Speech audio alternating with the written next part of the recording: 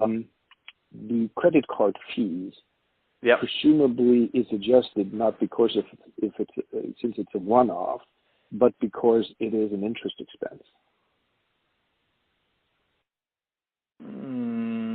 Could you elaborate on that?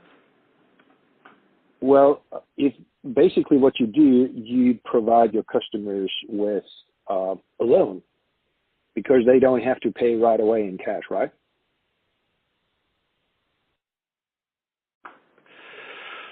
Yeah, but I think this is a cost that is added back, right? This is not an income Yeah, that is subtracted.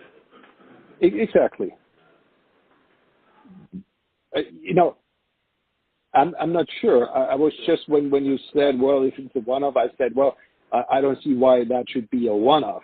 And then I thought about, well, maybe it's included in your, because if I remember correctly, according to IFRS, I think these credit card fees are part of EBITDA, but at the same time, you could make the point that, well, is that really part of the operating business or is that finance related, right? And maybe this is the angle why they added back.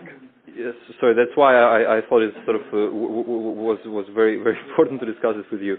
So I mean, I'll give you two examples, right? Like one, I've looked at some companies in South Africa, retailers there. In South Africa, apparently the business model is every retailer has their own credit card, and some of them actually, they finance the credit internally, right? So they actually, for them it's like a working capital item where you let some of your customers take clothes and then owe you the money for the next year. So they're basically running a mini financing operation, call it a mini bank in-house, right?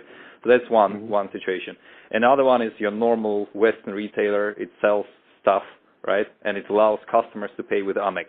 And Amex charges quite extortionate fees from the merchants, say 1% of sales. I don't know exactly what it is. But I mean, if it's the case of the Amex charging 1%, like it's not interest, right? It just costs you're paying to Amex because, well, in order to take Amex payment, it's not an interest or anything like that. In terms of accounting treatment, I do agree. But as we said, in terms of making these adjustments, they get really creative. Yeah, and presumably what they did is that, well, this at the end of the day is a financing charge, and this is something we need to eliminate in our EBITDA. Yeah, but just to be clear, like Douglas does not provide any financing or anything like that, right? I mean, whatever loyalty cards they have is just a loyalty card. It's not a financing card. There is a loyalty card which also provides financing, but if it says credit card fees, well, that would be at least confusing in terms of terminology because Douglas usually does not relate to its a loyalty card. They don't use the term credit card in that context. So there is a financing. There is a financing element in Douglas.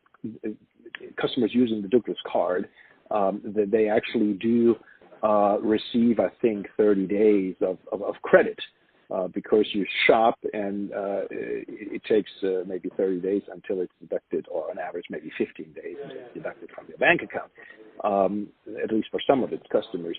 But as I said, I wouldn't refer to that as a credit card fee. And does Douglas finance that themselves, or is it like a third party? Because we've seen in the UK, you would have a House of Fraser or Debenhams card, and there would be a third party that will be actually providing the financing. Yeah, back then there was no third party involved, but that may have changed. I don't know. But this sounds like a small part of the business, right? I mean, it's not something I should particularly spend time on understanding. I mean, how many customers, how many, what percentage of sales is done on credit? Is it like a single-digit percentage? Yeah, presumably.